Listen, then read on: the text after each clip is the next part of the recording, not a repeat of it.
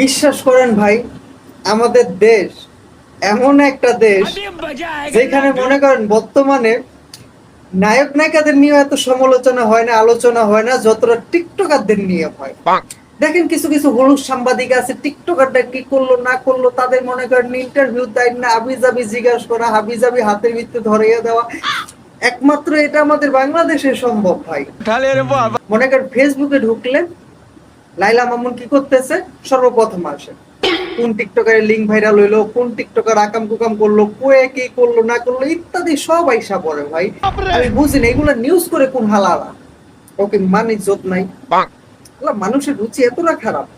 আরেকটা ইম্পর্টেন্ট ব্যাপার, ওই ব্যাপারটা হইলো কি, আগে আমাদের চায়ের দোকানে বা আড্ডা খানায় কথা হইতো যে কোন নায়ক কি করলো, কোন রাজনীতিবিদ কি করলো, কে কত নাম্বার পাইলো, কে কিভাবে চলাফেরা করলো, এগুলা নিয়ে। আর এখন চায়ের দোকানে আড্ডা খানায় কি নিয়ে কথা হয়, কোন টিকটকার কি গাড়ি কিনলো, কোন টিকটকার কেমনে লিঙ্ক ভাইরাল হইলো, কোন টিকটকার কি করলো। ভাই এইগুলা একমাত্র আমাদের বাংলাদেশে সম্ভব ভাই। কি কমু মানে টিকটকার নিয়ে বর্তমানে এমন আলোচনা সমালোচনা হয়, দেশের এমপি মন্ত্রীও নিয়ে ওইগুলো হয় না। হ্যাঁ, এটা একমাত্র আমাদের বাংলাদেশের সম্ভব। সব শেষে আমার পক্ষ থেকে একটাই কথা, হ্যাঁ, বাংলাদেশ সেরা রে, অভিনয়ের লেগা বাংলাদেশ সেরা।